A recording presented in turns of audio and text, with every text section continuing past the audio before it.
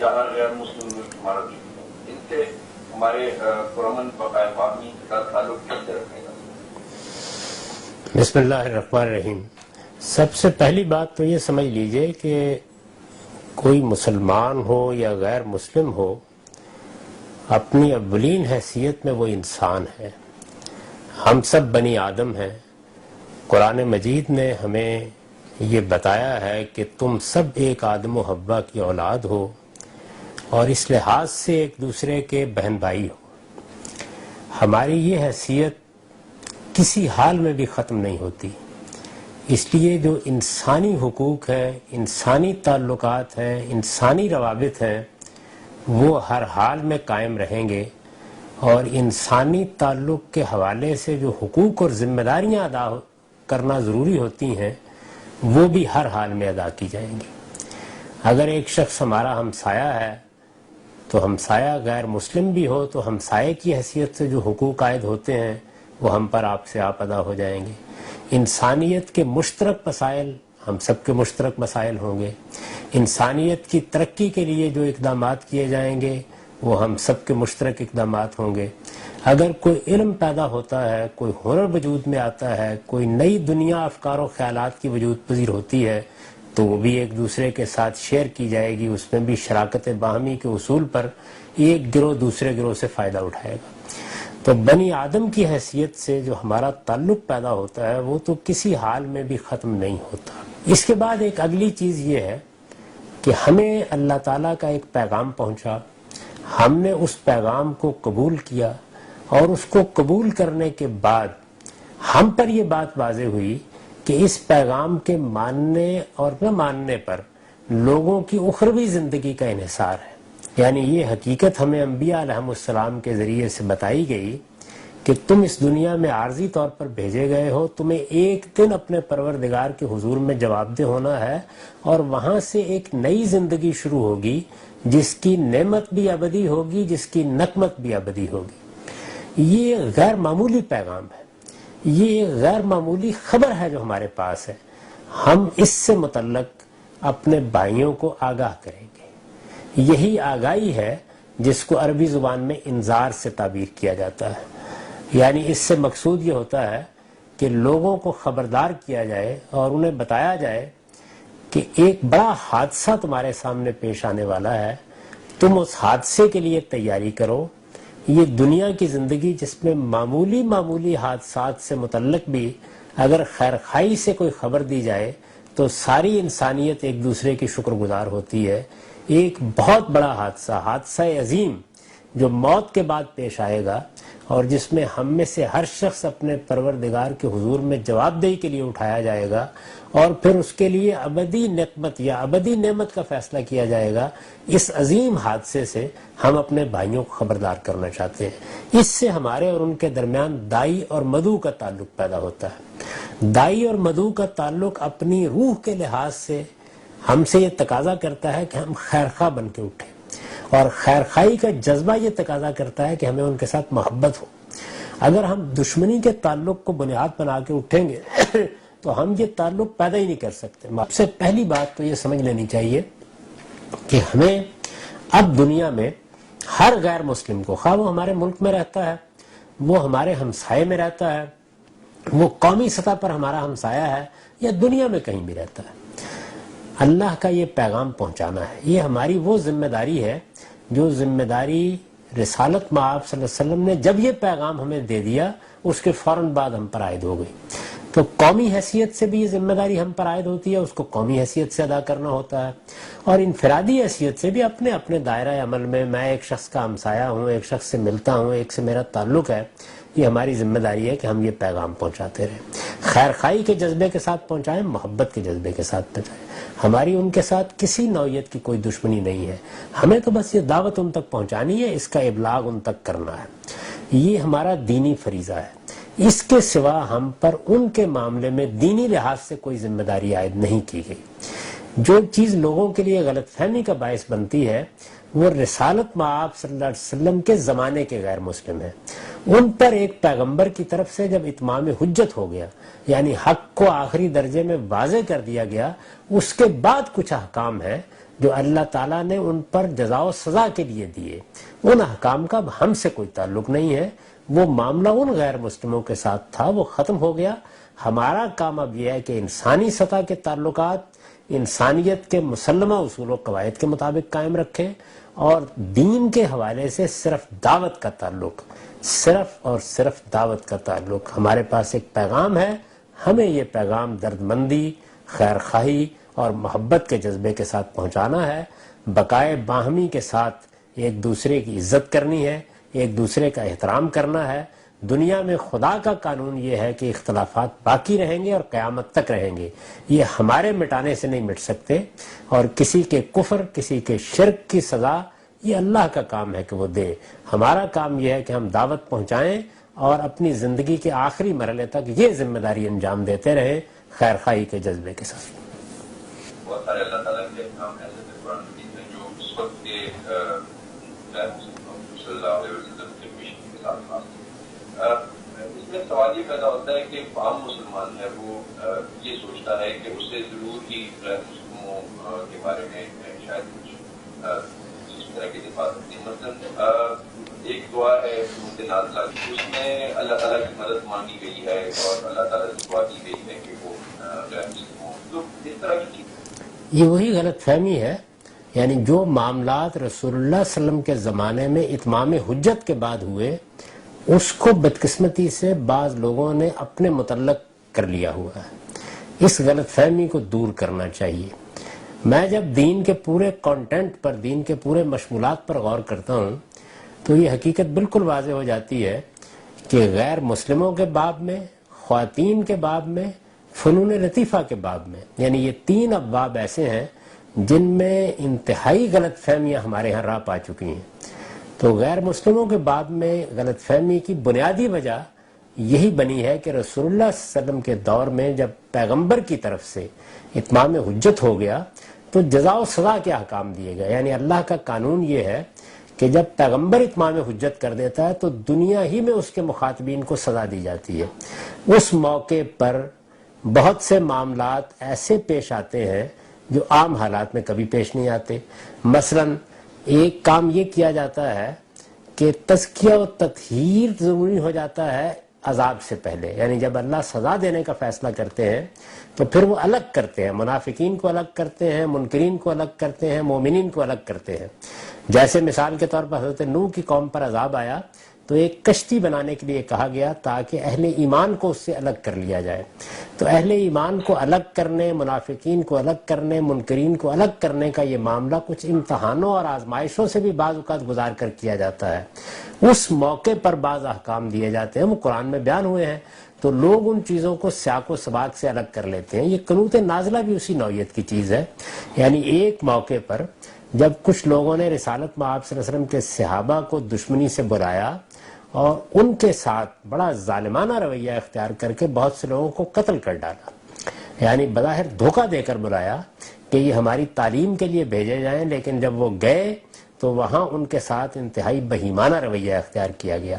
ان کے بارے میں رسالت میں آپ صلی اللہ علیہ وسلم نے اس طرح کی بد دعا کی۔ یہ ایک نوعیت کی بد دعا ہے، ان مخصوص لوگوں کے خلاف کی گئی۔ آپ بھی کسی وقت کسی کے لیے بد دعا کر سکتے ہیں، لیکن اس کا مرحلہ پھر وہی ہونا چاہیے کہ دوسرے کی طرف سے کسی دشمنی کا ارتکاب ہوا ہے، جیسے کہ اس موقع کے اوپر ہوا، تو ہم چیزوں کو ان کے موقع و محل سے اٹھاتے ہیں اور ان کی تعمیم کر دیتے ہیں۔ اپنے موقع پر وہ بالکل درست ہوتی ہیں۔ اب مثال کے طور پر دیکھیے کہ اگر اس وقت بھی کوئی قوم ہمارے ساتھ دشمنی پر تل جائے، وہ ہمارے لوگوں کو اس طریقے سے قتل کرے یا اس طریقے سے ان کے خلاف کسی بہیمانہ یا ظالمانہ اقدام میں روبہ عمل ہو، تو ہم بھی اس کے حق میں اللہ تعالیٰ سے درخواست کر سکتے ہیں کہ ہماری مدد کرے اور اس قوم کو اس کے جرم کی سزا دے۔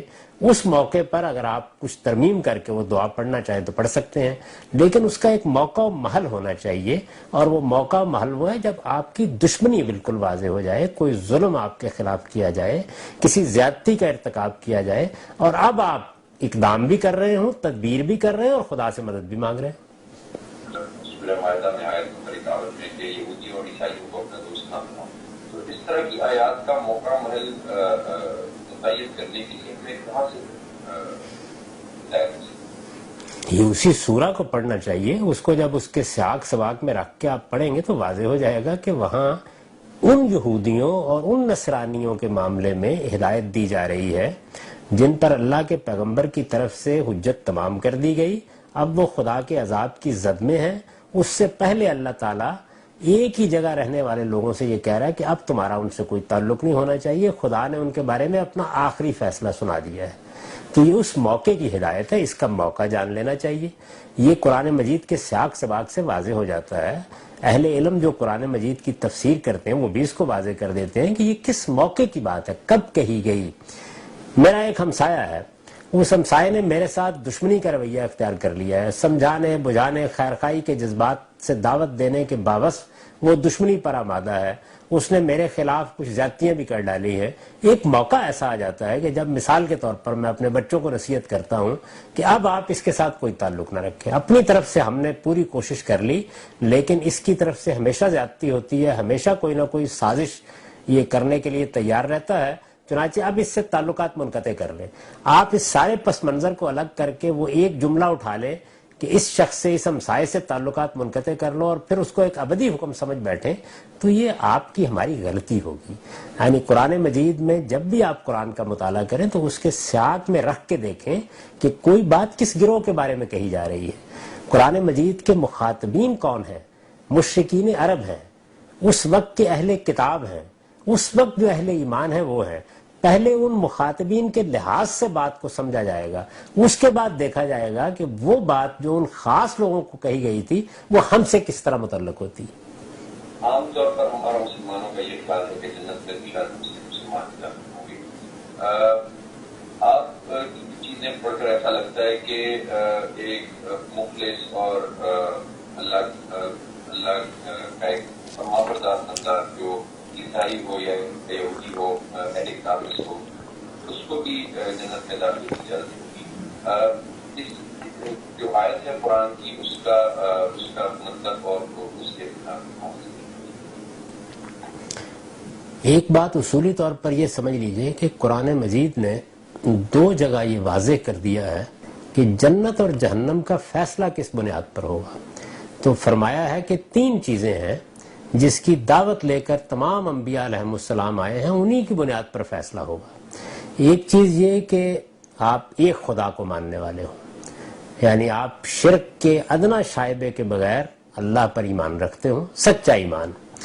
آپ آخرت کو مانتے ہوں اور آخرت کی جواب دہی کے احساس کے ساتھ زندگی بسر کریں. اور تیسری اور آخری چیز یہ کہ آپ اچھا عمل کرنے والے ہوں. یہ وہ بنیادیں ہیں جو قرآن مجید نے واضح کر دی ہیں اور دو جگہ واضح کر دی ہیں. سورہ بقرہ میں واضح کر دی ہیں اور اسی طریقے سے سورہ مائدہ میں بھی واضح کر دی ہیں کہ ان کو سامنے رکھ کر آپ لوگوں کے لیے نجات کا فیصلہ کریں گے. چنانچہ وہاں بہت واضح طریقے پر تمام مذہبی گروہوں کا نام لے کے بتا دیا گیا ہے کہ کوئی مسلمان ہو, یہودی ہو, نصرانی ہو, صابی ہو, اس کے لیے اللہ کے ہاں فیصلے کا انحصار کہ وہ خدا کی جنت کے لیے قبول کر لیا جائے ان تین بنیادوں پر ہوگا. اللہ پر سچا ایمان, آخرت کی جواب دہی کا احساس اور اچھا عمل, عمل صالح. یہ تو ہے مثبت بات. اس کے ساتھ اتنی بات مضمر ہے اور یہ آپ سے آپ مانی جائے گی کہ وہ کسی ایسے جرم کا ارتکاب نہ کر رہا ہو جو جرم وہاں قابل مواخذہ بن جائے. مثال کے طور پر قرآن نے ہمیں یہ بتایا ہے کہ ایک آدمی اللہ پر بھی سچا ایمان رکھتا ہے, آخرت کی جواب دہی کا احساس بھی رکھتا ہے, اچھا عمل بھی کر رہا تھا, اس نے کسی مسلمان کو قتل کر دیا. تو یہ اتنا بڑا جرم ہے کہ فرمایا کہ اس کی بنیاد پر اس کے لیے ابدی جہنم کا فیصلہ کر دیا جائے گا. یہ میں نے ایک مثال دی. اسی طرح کا ایک جرم یہ بھی ہے کہ کسی شخص کے سامنے اللہ کے کسی پیغمبر کی دعوت آئی اور اس نے یہ سمجھ لینے کے بعد کہ یہ اللہ کے پیغمبر کی دعوت ہے اور یہ اللہ کے پیغمبر ہیں, جانتے بوجھتے انکار کر دیا. یہ جرم بھی ایسا ہے کہ جس پر کسی شخص کے لیے ابدی جہنم کا فیصلہ ہو سکتا ہے. تو یہ جرائم ہیں جو وہاں بیان نہیں ہوئے. ان جرائم کا ارتکاب جس نے بھی کیا ہے, وہ مسلمان ہو, یہودی ہو, نصرانی ہو, وہ خدا کے ہاں ماخوذ ہوگا. لیکن مثبت طور پر اللہ تعالیٰ کے ہاں وہی تین چیزیں دیکھی جائے گی. اب اگر کسی شخص تک دعوت نہیں پہنچی, اس پر یہ حق واضح ہی نہیں ہوا کسی پیغمبر کے بارے میں، تو وہ انہی 3 چیزوں کی بنیاد پہ ماخوذ ہوگا۔ یہ قرآن مجید کا نہایت منصفانہ قاعدہ ہے، کیونکہ وہ 3 چیزیں ایسی ہیں کہ جو تمام انبیاء علیہ السلام کی تعلیم میں ہمیشہ رہی ہیں، جن کا فطرت تقاضا کرتی ہے، جن کے لیے عقل بھی اپنے استدلال رکھتی ہے، تو ان کی بنیاد کے اوپر تو اللہ تعالیٰ نے ایک عمومی مواخذے کا قانون بنا دیا۔ لیکن کسی خاص پیغمبر کے ماننے نہ ماننے کا انحصار چونکہ پیغمبر کے تعارف، اس کی دعوت کے پہنچنے اور پھر اتمام حجت کے درجے میں یہ واضح ہو جانے پر ہوتا ہے کہ یہ خدا کے سچے پیغمبر ہیں، اس لیے اس معاملے کو جرائم کی فہرست میں رکھنا چاہیے۔ یعنی اگر فی الواقع ایسا ہو گیا ہے اور انکار کر دیا گیا ہے تو پھر اسی طرح آدمی ماخوذ ہوگا جس طرح کہ ایک مسلمان قتل کر دینے کے نتیجے میں ماخوذ ہوگا۔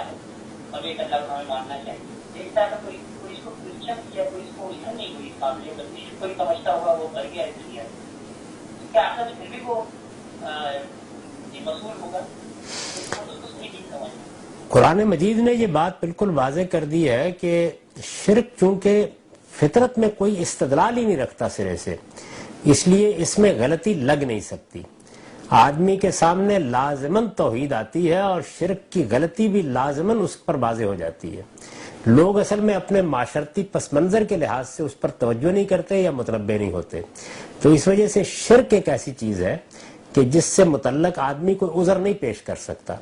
تاہم تھوڑی دیر کے لیے مان لیجئے کہ کوئی آدمی اتنا مغفل رہا یا ایسے حالات اس کو پیش آئے کہ اس کو نہیں تنبہ ہوا، تو وہ علام الغیوب جو دلوں کے حال جانتا ہے اس نے ایک اصولی بات کر دی ہے کہ ان اللہ لیس بظلام للعبید، اللہ اپنے بندوں کے لیے ذرا بھی ظالم نہیں ہے، لہٰذا اگر کسی پر فی الواقع کوئی چیز واضح نہیں ہوئی تو امید ہے کہ اللہ تعالیٰ آپ کو درگزر فرمائیں گے، کیونکہ ان کا قاعدہ یہی ہے کہ وہ کامل انصاف کے ساتھ معاملہ کریں گے، اور انہوں نے یہ اصول بیان کر دیا ہے کہ جب تک حق کا وضوح نہ ہو جائے اس وقت تک میں سزا نہیں دیتا۔ دنیا کے بارے میں یہ بیان کیا ہے کہ ما کننا معذبین حتی نبعث رسولا، جب تک ہم کسی رسول کو مبعوث کر کے لوگوں پر حق واضح نہ کر دیں اس وقت تک ہم کسی کو عذاب نہیں دیا کرتے۔ تو یہی طریقہ ظاہر ہے کہ آخرت میں ہوگا۔ اگر کسی آدمی کو فی الواقع غلطی لگی ہوئی ہے تو قرآن نے اصول میں بھی یہ بات بیان کر دی ہے کہ جس کو غلطی لگی ہوئی ہے، یعنی جانتے بوجھتے اس نے کسی حقیقت کو نہیں جھٹلایا، اللہ اس کو معاف کر دیں گے۔ یہ اصولی بات ہے۔ تاہم شرک کے بارے میں متنبہ رہنا چاہیے کہ قرآن سے یہی معلوم ہوتا ہے کہ اس کے بارے میں انسان کے پاس چونکہ کوئی سرے سے استدلال ہی نہیں ہے، اس وجہ سے اس میں عذر آسانی سے پیش نہیں کیا جا سکتا۔ اندر بھی اس سے پہلے ذکر ہوا سورہ مائدہ کی آیت کی فرض کر لیا ایمان والوں تم نصارہ کو دیکھنا بنا اور محبت میں اب کسی صورت کی حکایت ہے جاتی ہے کراتی کی یقیناً آپ اہل ایمان کا سب سے زیادہ دشمن یہودیوں اور مشرکوں کو پائیں گے، اور ایمان والوں میں سب سے زیادہ دوستی کے قریب آپ یقیناً انہیں پائیں گے جو اپنے آپ کو نصارہ کہتے ہیں، یہ اس لیے کہ ان میں دانشمند اور خوب نشین ہے اور اس وجہ سے کہ وہ تکبر نہیں ہوتی۔ اب ایک عام آدمی کے ذہن میں سوال ہی پیدا ہوتا ہے کہ کچھ آیات پہلے تو یہود و نصارہ کو ایک کیٹیگری میں رکھ دیا گیا اور بظاہر یہ محسوس ہوتا ہے کہ یہاں جو کیٹیگری ہے اس میں نصارہ ذرا بہتر ہو گئے ہیں یہودیوں اور مشرکوں کے مقابلے۔ یہ کیسے ایک عام انسان کیسے ڈفرینشیٹ کرے گا کیا بات ہے کہ نصارہ کا دشمن ہو رہا ہے اور گروپ ہے نصارہ کا جس کا ذکر ہو رہا ہے پہلے کوئی اور گروپ تھا، تو ایک عام آدمی کے لیے کنفیوژن ہے کہ یہ ڈفرینشیشن کیسے ہو قرآن مجید کو پڑھتے۔ نہیں، دیکھیے جو سورہ مائدہ ہے یہ اہل کتاب پر اتمام حجت کے آخری مرحلے کی سورہ ہے، تو اس میں سب سے پہلے تو ترجمے ہی میں یہ بات سمجھ لینی چاہیے کہ ان یہود و نصارہ یعنی رسول اللہ کے مخاطبین کے اب مختلف گروہ بن گئے ہیں۔ کچھ لوگ وہ ہیں جن پر حق واضح ہو گیا ہے اور وہ دشمنی پر تلے ہوئے ہیں، ان میں سے جہاں تک یہود کا تعلق ہے تاریخ بھی بتاتی ہے اور قرآن سے بھی معلوم ہوتا ہے کہ ان کا تو کوئی گروہ بھی صحیح بات سمجھنے کے لیے تیار نہیں ہوا۔ یعنی آپ نے اکثر تاریخ میں دیکھا ہوگا کہ ان کے جو 3 بڑے قبیلے تھے تینوں ہی کو عذاب سے دوچار ہونا پڑا، یعنی ایسا نہیں ہوا کہ ان کا کوئی ایک قبیلہ یا ان کا کوئی ایک گروہ پورا کا پورا گروہ نکل آیا ہو اور اس نے ایمان قبول کیا ہو یا حق کو مان لیا ہو، وہ خیبر میں بھی گئے تو وہاں بھی دشمنی پر تلے ہوئے تھے، وہ مدینے میں تو وہاں بھی دشمنی پر تلے ہوئے تھے۔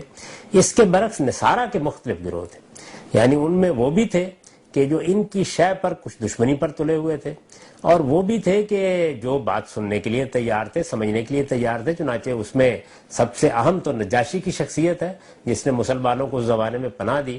نجران کے عیسائیوں کا رویہ بھی بہت مختلف رہا، تو اس وجہ سے وہاں مختلف گروہ ہیں جو رسالت مآب صلی اللہ علیہ وسلم کے مخاطب ہیں۔ جو خرابی پیدا ہوتی ہے وہ یہ ہوتی ہے کہ ہم قرآن کا مخاطب پہلے طے نہیں کرتے، یعنی ہم یہ طے کر کے بیٹھ جاتے ہیں کہ یہودی کا مطلب ہے ساری دنیا کے یہودی، مشرک کا مطلب ہے ساری دنیا کے مشرک، نصرانی کا مطلب ہے ساری دنیا کے مسیحی۔ ایسا نہیں ہے۔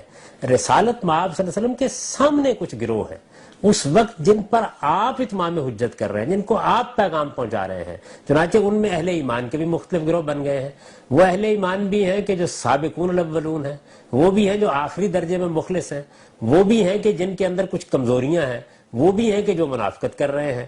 تو ان مختلف گروہوں میں کہیں آپ دیکھیں گے کہ اہل ایمان کے بارے میں کہا جائے گا کہ وہی تو ہیں اصل میں جو پیغمبر کے ساتھ کھڑے ہیں، اور بعض جگہوں پہ انہی اہل ایمان میں سے بعض گروہوں پر تنقید ہو رہی ہوگی۔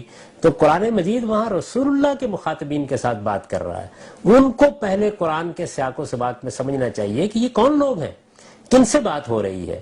قرآن مجید کا جب تک آپ مخاطب نہیں طے کر لیتے اس وقت تک آپ اس کا مدعا نہیں متعین کر سکتے۔ وہ مخاطب طے کرنا ضروری ہے، وہ ہر سورہ میں طے کرنا چاہیے، ہر موقع پر طے کرنا چاہیے۔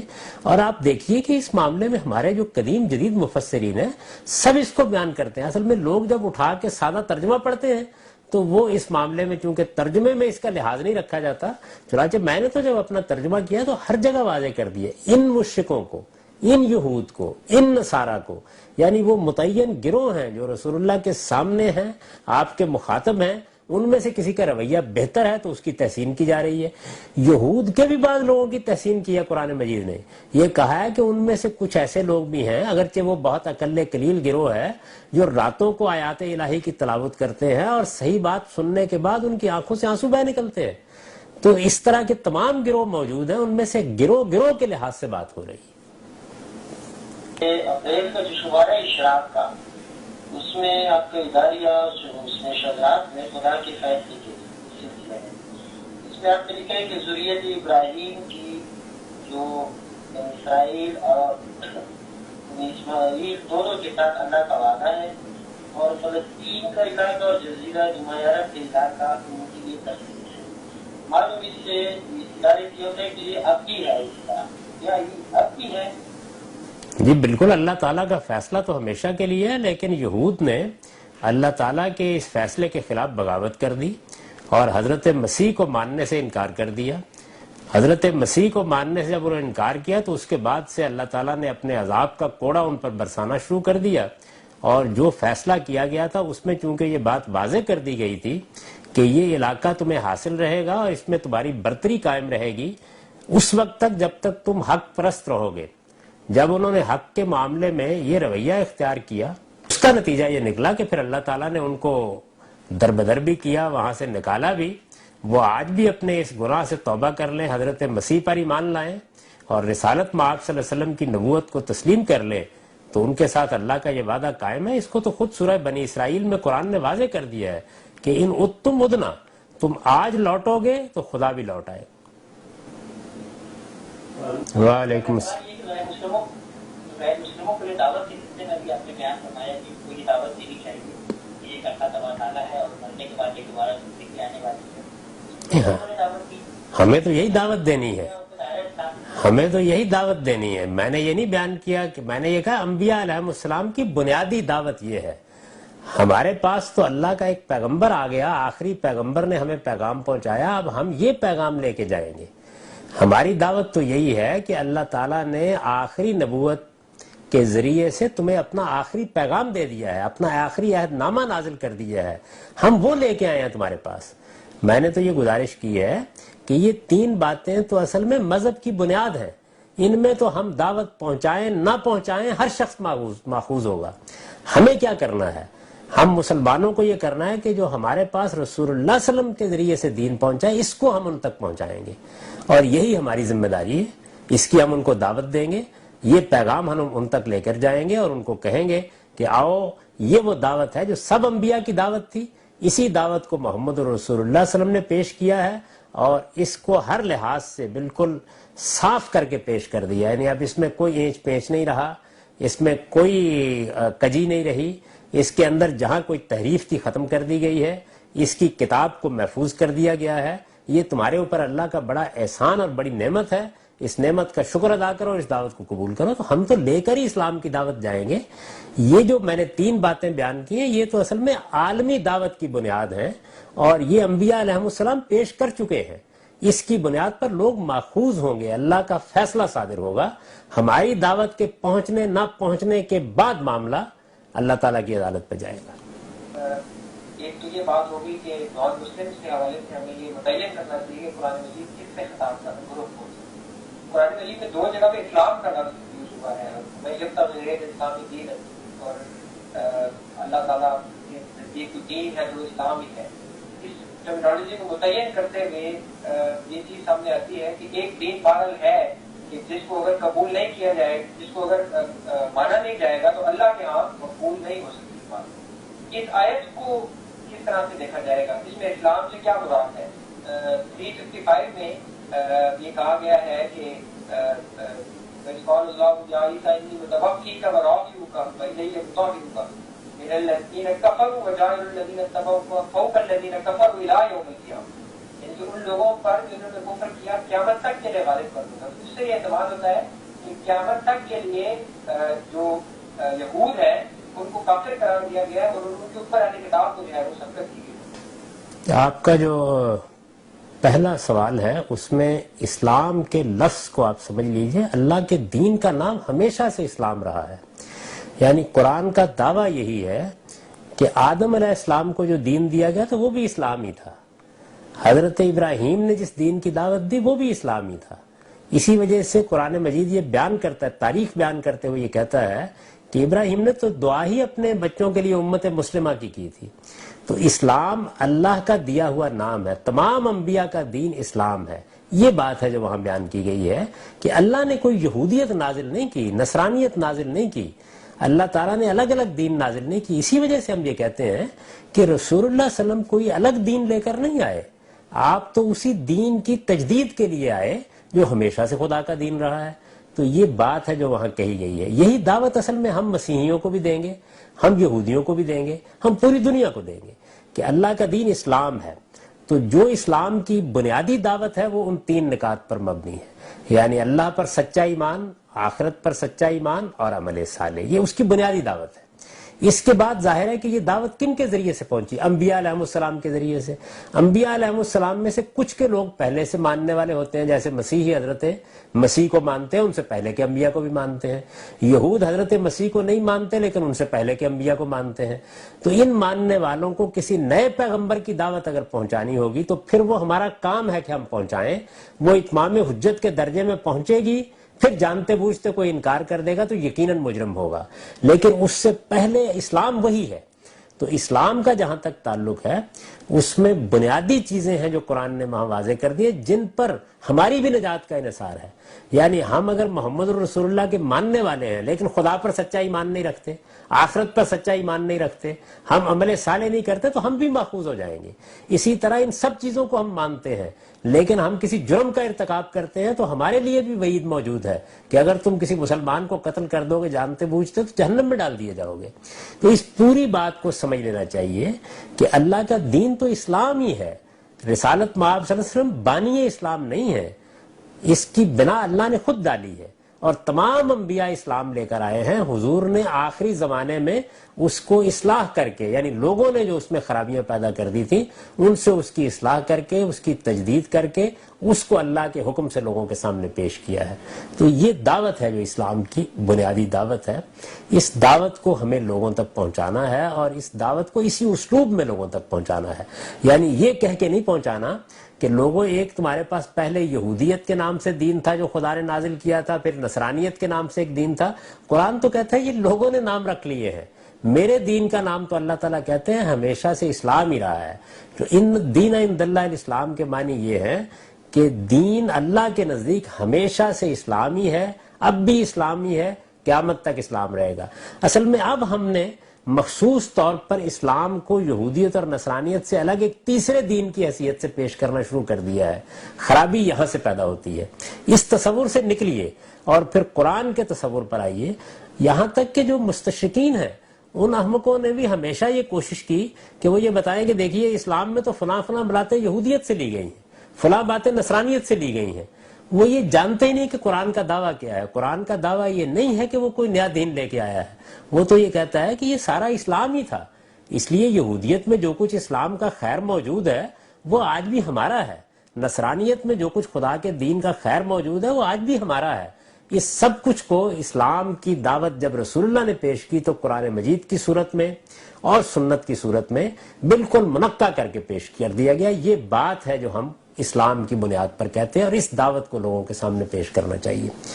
اب رہ گئی آپ کی اس آیت سے متعلق تردد آپ کا، تو اس میں جو لفظ کفر استعمال ہوا ہے وہ حضرت مسیح کے کفر کے بارے میں استعمال ہوا ہے، یعنی جن لوگوں نے حضرت مسیح کا انکار کر دیا وہ کون ہیں؟ وہ یہود ہیں۔ ان کے سامنے حضرت مسیح کی دعوت پوری شان سے آ چکی ہے اور آخری درجے میں سیدنا مسیح نے ان پر اتمام حجت کیا ہے، اور اس کے بعد پھر ایک پوری امت وجود میں آئی ہے۔ یہ اب صدیوں کی تاریخ ہے اور اس کی بنیاد پر اللہ تعالیٰ کہتے ہیں کہ قیامت میں تو اگر ان میں کوئی آدمی معذور تھا یا مخلص تھا اور نتیجے تک نہیں پہنچا تو اس کا فیصلہ انفرادی طور پر ہو جائے گا، اس کے حق میں بھی ہو سکتا ہے، لیکن قومی حیثیت سے یہود پر حجت تمام ہو چکی ہے۔ اس وجہ سے وہ کفر پر ہیں، حضرت مسیح کو انہوں نے نہیں مانا، اور جو دنیا میں اللہ نے ان کے لیے سزا مقرر کی ہے وہ قیامت تک انہیں دی جاتی رہے گی، یہاں تک کہ وہ حضرت مسیح پر ایمان لانے کے لیے تیار ہو جائیں۔ یہ بات ہے جو اس آیت میں کہی گئی۔ یہاں یہ اصولی بات بھی سمجھ لیجئے کہ جب بھی کسی قوم کو سزا دی جاتی ہے تو اس کی قومی حیثیت میں دی جاتی ہے۔ آخرت کا معاملہ قومی حیثیت سے نہیں ہوگا، آخرت کا معاملہ انفرادی حیثیت سے ہوگا، اور وہاں ہر شخص کے معاملے کو دیکھا جائے گا۔ اس کو اگر آپ البیان کی وہ جلد اب چھپ رہی ہے، معاف کیجیے، سورہ 3 کی تفسیر میں دیکھیں گے تو اس میں نے یہ بات واضح کی ہے کہ اِلَّا الَّذِينَ آمَنُوا وَعَمِلُوا الصَّالِحَاتِ کا جو استثناء ہے، اوپر ذریت ابراہیم کے تمام مقامات کو بیان کر کے یہ بتا دیا گیا ہے کہ بحیثیت قوم تو یہ تباہی کے گڑھے میں گر چکے ہیں، ثُمَّ رَدَدْنَاهُ أَسْفَلَ سَافِلِينَ، لیکن ان کے اندر انفرادی حیثیت سے سچے مومن بھی ہو سکتے ہیں اور اچھا عمل کرنے والے بھی ہو سکتے ہیں۔ قیامت میں اللہ تعالیٰ ان کے ساتھ معاملہ ان کے انفرادی عمل کے لحاظ سے کرے گا۔ آپ کے سوال سے پہلے معاذ بن نور صاحب کا ایک سوال باقی رہ گیا تھا سورہ توبہ کی آیت کے بارے میں، تو اس میں یہ گزارش کرنا چاہتا ہوں کہ اس آیت کے اندر جو اہل کتاب رسول اللہ کے زمانے میں ہیں انہی کے بارے میں اللہ نے اپنا فیصلہ سنایا ہے، اور ان کی اس وقت 2 اقسام ہیں جن کو میں نے میزان میں واضح کرنے کی کوشش کی ہے۔ یعنی ایک وہ لوگ ہیں کہ جو مشرکین عرب ہیں جن پر پہلے اتمام حجت ہوا، اس کے بعد وہ اہل کتاب ہیں جو جزیرہ نما عرب میں رہتے تھے، ان پر اتمام حجت ہوا، اس کے بعد وہ اہل کتاب ہیں جو جزیرہ نما عرب کے باہر تھے، یعنی رومی حکومت میں اور اسی طرح سے ایرانی حکومت میں۔ رسول اللہ صلی اللہ علیہ وسلم نے ان پر بھی خطوط لکھ کے اتمام حجت کیا اور ان کو موقع دیا کہ وہ اس دینونت کو دیکھیں جو جزیرہ نما عرب میں برپا ہوئی ہے، کوئی سوال کرنا چاہتے ہیں تو کریں، آئیں، پوچھیں، بیان کریں۔ یہ تینوں گروہ ہیں جن پر اللہ کی حجت اللہ کے پیغمبر کے ذریعے سے تمام کر دی گئی۔ صحابہ کرام نے ان کے خلاف اقدام کیا ہے اور اسی اقدام کی ان کو یہاں ہدایت کی گئی تھی، انہوں نے اس سے باہر کوئی اقدام نہیں کیا۔ یعنی یہ اقدام ان کا اقدام نہیں تھا، یہ اللہ کے رسول کی طرف سے اتمام حجت کے بعد اقدام کی ابتدا کر دی گئی تھی، اس کے بعد پایہ تکمیل تک انہوں نے پہنچایا ہے اس کو۔ جو مختلف غیر مسلم کے ساتھ جہاد بھی کیا تھا، جیسے میرے خیال میں شام وغیرہ جو ممالک تھے جن کی ہمیں لسٹ بھی معلوم تھی، تو آج کل اس کے بارے میں ہمارا کیا طریقہ کار ہونا چاہیے؟ کیا ہم غیر مسلموں سے ابھی بھی جہاد کر سکتے ہیں یا نہیں؟ جہاد ایک تو کفر کے خلاف ہوتا ہے اور ایک ظلم کے خلاف۔ ظلم کے خلاف جہاد قیامت تک ہوگا۔ اگر کوئی قوم کسی دوسری قوم پر ظلم کرتی ہے، عدوان کا ارتکاب کرتی ہے، خاص طور پر قرآن نے جو اس ظلم کا حوالہ دیا ہے کہ بعض اوقات پرسیکیوشن ہوتی ہے، یعنی مذہبی جبر پیدا کر دیا جاتا ہے، جیسے قدیم زمانے میں تھا اور جیسے ہمارے اپنے زمانے میں کمیونسٹ ملکوں میں رہا تو اس طرح کی صورتحال اگر پیدا ہو جائے اور ظلم و عدوان کا ارتکاب کیا جائے تو آپ کو حق حاصل ہے کہ آپ جہاد کریں، اور اگر آپ کے پاس قوت ہو اور آپ اس پوزیشن میں ہوں تو بعض حالات میں یہ فرض بھی ہو جاتا ہے۔ یہ جہاد تو قیامت تک کے لیے باقی ہے۔ کفر کے خلاف جہاد صرف خدا کے پیغمبر کرتے ہیں، اس کا حق کسی عام انسان کو نہیں ہے، اور خدا کے پیغمبر بھی خدا کی طرف سے متعین گروہوں کے خلاف کرتے ہیں، یعنی خدا کی طرف سے جب کسی گروہ پر اتمام حجت ہو جاتا ہے تو پھر اللہ بتاتا ہے ان کو کہ اب اس کے خلاف تم اقدام کر سکتے ہو۔ وہ حقیقت میں جہاد نہیں ہوتا، وہ در حقیقت کفر کی سزا ہوتی ہے جو دنیا میں دی جاتی ہے۔ یہ ہمیشہ کے لیے ختم ہو گئی، اس لیے کہ نبوت ختم ہو گئی، اس کا حق کسی کو حاصل نہیں رہا۔ اب ہم صرف ظلم کی بنیاد پر جہاد کر سکتے ہیں، اور یہ جہاد اللہ کا حکم ہے، قیامت تک کے لیے ہے، ہماری شریعت کا ابدی حصہ ہے، یہ ہمیشہ باقی رہے گا، اور اس کے مواقع اب بھی پیدا ہوتے ہیں اور یہ جہاد کیا جاتا ہے۔ یہ ایسی چیز ہے کہ جس کے لیے کسی استدلال کی ضرورت نہیں، ساری دنیا اس کو مانتی ہے۔ امریکہ نے افغانستان پر جو حملہ کیا ہے وہ غلط کیا صحیح کیا وہ بحث الگ ہے، لیکن یہی کہہ کے کیا ہے کہ اس کے خلاف ایک ظلم کا ارتکاب ہوا ہے، اس لیے وہ اس ظلم کا ازالہ کرنے کے لیے حملہ کر رہا ہے، تو اس کو تو عالمی سطح پر مانا جاتا ہے۔ ہم اس جہاد کے مکلف ہیں بعض حالات میں، یعنی ہم پر یہ فرض کر دیا جاتا ہے، جس کی میں نے مثال دی کہ جیسے کہیں پرسیکیوشن ہو رہی ہو، لیکن فرض اس وقت ہوگا جب کہ ہم اس کی طاقت رکھتے ہوں کہ ہم یہ کر سکیں۔ اگر ایسا نہیں ہوگا تو پھر ہمارا کام یہ ہے کہ ہم صبر کے ساتھ اپنے اندر استعداد پیدا کریں۔ کیا یہ سزائیں غیر مسلموں پر بھی نافذ کی جائیں گی، اور اگر ایسا کیا گیا تو کیا یہ ان پر زبردستی نافذ کرنا نہیں ہوگا؟ نہیں، ان میں سے کوئی سزا بھی غیر مسلموں پر نافذ نہیں کی جائے گی۔ ان سزاؤں کے لیے ضروری ہے کہ مسلمان ہو، یعنی مسلمان ہو، اور پھر یہ انتہائی سزائیں ہیں، مسلمان بھی ہو اور اس کے پاس کوئی عذر نہ ہو، اس کے حالات آخری درجے میں اس سزا کا تقاضا کرتے ہوں، تب یہ سزائیں دی جائیں گی۔ غیر مسلم اگر چاہیں گے کہ ان پر اس سزا کا نفاذ کیا جائے اور وہ ہماری عدالتوں ہی میں اپنا مقدمہ لے کے آئیں گے تو ان پر بھی نافذ کر دی جائیں گی، وہ اگر نہیں چاہیں گے تو ان پر نافذ نہیں کی جائے گی۔ یعنی شرعی لحاظ سے ان کا ان پر نافذ کرنا ضروری نہیں ہے۔ وہ نہیں اس کا الگ سے کرا تھا کہ کیا ہوگا معاملہ، تو یہ منافقین تو اللہ ہی جانتا ہے کہ کون تھے اور کون نہیں تھے، اس کا فیصلہ تو میں آپ کر ہی نہیں سکتے، اور رسول اللہ صلی اللہ علیہ وسلم کے زمانے میں بھی بعض کے بارے میں اللہ تعالیٰ نے بتا دیا، ان میں سے بعض کو سزائیں بھی دی گئی، لیکن بہت سے لوگ جو تھے وہ نمایاں نہیں ہو سکے، بلکہ غزوہ تبوک کے موقع پر تو اللہ تعالیٰ یہ کہتے ہیں کہ رسالت مآب صلی اللہ علیہ وسلم کی کریم النفسی کی وجہ سے بہت سے لوگوں کے اس جرم پر پردہ پڑا رہا، چنانچہ ان کو آخرت کی سزا سنا دی گئی، ورنہ بتا دیا گیا تھا کہ اگر وہ نمایاں ہو جائیں گے، الگ ہو جائیں گے، ان کو بھی پھر یہی سزا دی جائے گی۔ حال پچھلے زمانے میں اسی صدی میں 20ویں صدی کے اندر یہ جو اسلامک اسٹیٹ کا ایک کانسیپٹ آیا، اس کے نتیجے میں پوری دنیا میں اسٹیٹ کے قیام کو ایک ذمہ داری سمجھا گیا، اور اس میں یہ نہیں دیکھا گیا کہ آیا لوگ مسلمان ہوں گے اسٹیٹ کی کہ نہیں ہوں گے، بعض اسٹیٹ نافذ کرتی ہے۔ اس کے نتیجے میں جو دائی اور بدو کا ریلیشن شپ تھا یہ بڑا متاثر ہوا ہے، تو اس طرح آپ کیسے کوشش کریں؟ میرے نزدیک یہ تعبیر کی بڑی سنگین غلطی تھی۔ قرآن مجید میں جو پیغام دیا گیا تھا اس پیغام کے دو حصے تھے، ایک کا تعلق اس ابدی دعوت سے ہے جو ہمیں قیامت تک لوگوں کو پیش کرنی ہے، اور ایک کا تعلق رسول اللہ صلی اللہ علیہ وسلم کے دور سے تھا۔ رسول اللہ صلی اللہ علیہ وسلم کے ذریعے سے جب اللہ نے اتمام حجت کیا تو جزا بھی نافذ کی، سزا بھی نافذ کی۔ اس میں بعض ہمارے جلیل القدر مفکرین کو غلطی لگ گئی، یعنی جس طرح بعض لوگ اس بات کے لیے راضی نہیں ہوئے دور حاضر میں کہ نبوت ختم ہو گئی، تو آپ یہ دیکھیے کہ ابن عربی یہ لکھتے ہیں کہ اس آیت نے تو میری کمر توڑ دی ہے۔ اس کا مطلب یہ ہے کہ ایک بڑا درجہ جو نبوت کا درجہ تھا اب کوئی اس کو حاصل ہی نہیں کر سکے گا۔ اسی طرح کی صورتحال بعض لوگوں کے رسالت سے متعلق معاملات میں ہوئی۔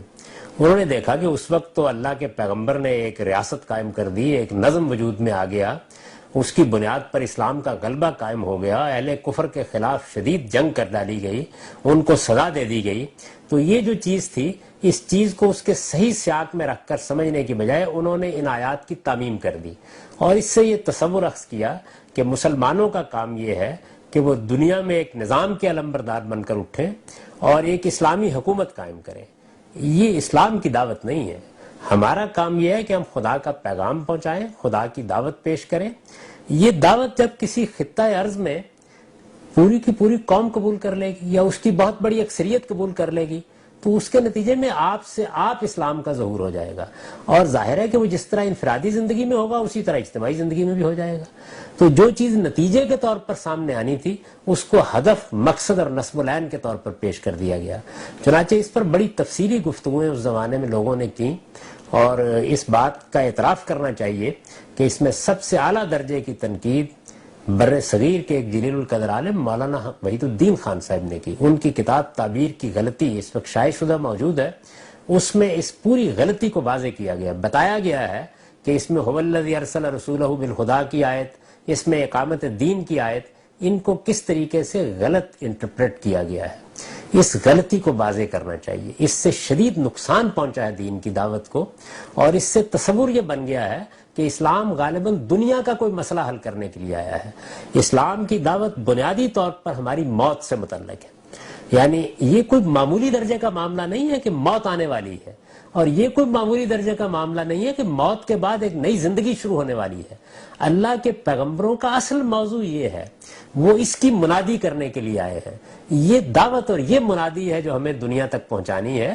جو لوگ اس کو قبول کر لیتے ہیں انہیں دنیا کی زندگی میں اللہ کے احکام کا پابند ہونا ہوتا ہے۔ وہ احکام انفرادی زندگی سے متعلق بھی ہیں، وہ اجتماعی زندگی سے بھی متعلق ہیں، اور وہ حالات کے لحاظ سے پیدا ہوتے ہیں۔ یعنی یہ نہیں ہے کہ آپ کے پاس اگر اللہ کا حکم ہے کہ آپ زکوٰۃ ادا کریں اور مال نہیں ہے تو آپ اس لیے مال ضرور لائیں کہ زکوٰۃ ادا کرنی ہے۔ نہیں، اگر مال ہوگا تو زکوٰۃ ادا کر دی جائے گی۔ اسی طرح اگر کسی خطہ ارض میں آپ کو اقتدار حاصل ہو جائے گا تو جو شریعت کے احکام ہیں وہ آپ کی ذمہ داری ہے کہ آپ نافذ کریں، اور پھر اگر آپ اس وقت نافذ نہ کریں تو ان کے بارے میں تو یہ وعید ہے کہ وَمَن لَمْ يَحْكُمْ بِمَا أَنزَلَ اللَّهُ فَأُولَٰئِكَ هُمُ الْكَافِرُونَ۔ لیکن جب تک آپ اس حالت کو نہیں پہنچتے اس وقت تک آپ کا کام صرف یہ ہے کہ آپ خدا کا پیغام پہنچائیں، خدا کی دعوت لوگوں کے سامنے پیش کریں۔ ہم دین کے دائی ہیں، کسی ریاست کے دائی نہیں ہیں، کسی نظام کے دائی نہیں ہیں۔ اور دین بنیادی طور پر کیا ہے؟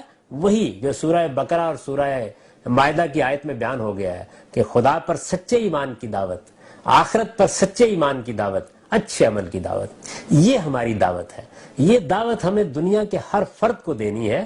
اس کو قبول کرنے کے بعد ہم پہلی بات کیا کہیں گے آدمی سے کہ بھائی اگر تم اب ایمان لے آئے ہو، تم نے آخرت کی جواب دہی کے احساس کے ساتھ اچھا عمل کرنے کا فیصلہ کر لیا ہے، تو دیکھو ہمارے دین میں نماز کا حکم ہے تو ہم اسے نماز بتائیں گے، ہمارے دین میں زکوٰۃ کا حکم ہے تو ہم اسے زکوٰۃ بتائیں گے، ہمارے دین میں حج کا حکم ہے ہم اسے حج کے احکام بتائیں گے۔ اسی طرح اگر کوئی قوم کسی جگہ اقتدار حاصل کر لے گی تو ہم اس کے ذمہ دار لوگوں کو، اس کے ارباب حل و عقد کو مخاطب کر کے یہ کہیں گے کہ دیکھیے آپ کے لیے بھی اللہ نے بعض احکام دیے ہیں۔ مثلا آپ کو پابند کیا ہے کہ آپ اپنا نظم شورا پر قائم کریں، آپ جمہوری حکومت قائم کریں، آپ عوام کا اعتماد حاصل کریں، آپ ان کے اعتماد کی بنیاد پر حکومت کا نظم چلائیں۔ آپ کو اللہ نے عدل کا حکم دیا ہے، آپ کو ہر حال میں انصاف کرنا ہے۔ آپ کو اللہ تعالیٰ نے یہ حکم دیا ہے کہ آپ معروف کو دنیا میں فروغ دینے والے بنے، آپ منکر کو روکنے والے بنے۔ یہ باتیں پھر ہمیں اس وقت ان سے کہنی ہے، تو یہ باتیں اس وقت کہی جائیں گی۔ یعنی یہ ایسے ہی ہے کہ جیسے ایک آدمی ابھی مسلمان نہیں ہوا اور آپ اسے حج کے احکام بتانا شروع کر دیں۔ آپ دنیا کو جو دعوت پیش کریں گے وہ ان 3 بنیادی چیزوں کی دعوت ہے۔ جو اس کو قبول کر لیں گے ان کے ساتھ پھر دوسرا باب کھل جائے گا، اور وہ اسلام کے احکام کا باب ہے، اور یہ باب بھی حالات کے لحاظ سے کھلے گا۔ یعنی آدمی شادی کرے گا تو اب اس کو بتایا جائے گا کہ شوہر کی حیثیت سے کیا ذمہ داریاں ہیں، یا عورت ہے تو بیوی کی حیثیت سے کیا ذمہ داریاں ہیں۔ اور اگر کوئی قوم اس درجے میں پہنچ جائے گی کہ کسی خطہ ارض میں اقتدار حاصل کر لے گی تو اس کو بتایا جائے گا کہ اب دین تم سے یہ تقاضے کرتا ہے۔ یہ صحیح ترتیب ہے اسلامی دعوت کی۔ ریاست کو ہدف بنانا یا کسی نظام کو ہدف بنانا یہ نہ قرآن میں کہیں بیان ہوا ہے نہ حدیث میں کہیں بیان ہوا ہے۔ اور میں آپ سے عرض کروں کہ جب اللہ تعالیٰ کے پیغمبر کی طرف سے اتمام حجت ہوا اس وقت بھی اس کو ہدف بنا کے کوئی کام نہیں کیا گیا۔ مکے میں بھی انہی چیزوں کی دعوت دی گئی، مدینے میں بھی انہی چیزوں کی دعوت دی گئی۔ اس دعوت کا ایک نتیجہ نکلا، وہ نتیجہ یہ نکلا کہ مکے کے بعد جب رسالت میں آپ صلی اللہ علیہ وسلم ہجرت کر کے مدینہ آئے تو مدینے کے رؤسائے قبائل آپ پر ایمان لے آئے، اوس اور خزرج کے بڑے بڑے لیڈروں نے ایمان قبول کر لیا، تو فطری طور پر اقتدار رسالت میں آپ صلی اللہ علیہ وسلم کو منتقل ہو گیا۔ اب دین کے ان احکام کا ظہور ہونا شروع ہو گیا جو ریاست سے متعلق ہے۔ تو دین کا یہ فطری طریقہ ہے کہ آپ بچے ہیں تو بچوں سے متعلق احکام، آپ بڑے ہو گئے ہیں تو بڑوں سے متعلق احکام، آپ باپ بن گئے ہیں تو باپ کی حیثیت سے احکام، آپ نے شادی کر لی ہے تو شوہر یا بیوی کی حیثیت سے احکام، آپ اگر کسی خاندان کے سربراہ ہیں تو اس حیثیت سے احکام، اور اگر آپ کسی ریاست کی ذمہ داری سنبھال رہے ہیں تو اس حیثیت سے احکام. اس فطری اسلوب میں اور فطری ترتیب پر دین کو پیش کرنا چاہیے، اور یہ ہمیشہ واضح کر دینا چاہیے کہ دین اصلاً موت کا مسئلہ حل کرنے کے لیے نازل کیا گیا ہے، انسان کو موت کے بعد والی زندگی کے بارے میں متنبع کرنے کے لیے آیا ہے. انبیاء علیہ السلام بنیادی طور پر کوئی حکومت قائم کرنے کے داعی نہیں تھے، وہ بشیر اور نذیر تھے، جنت کی بشارت دینے والے، جہنم کے عذاب سے خبردار کرنے والے. یہی اسلام کی دعوت ہے.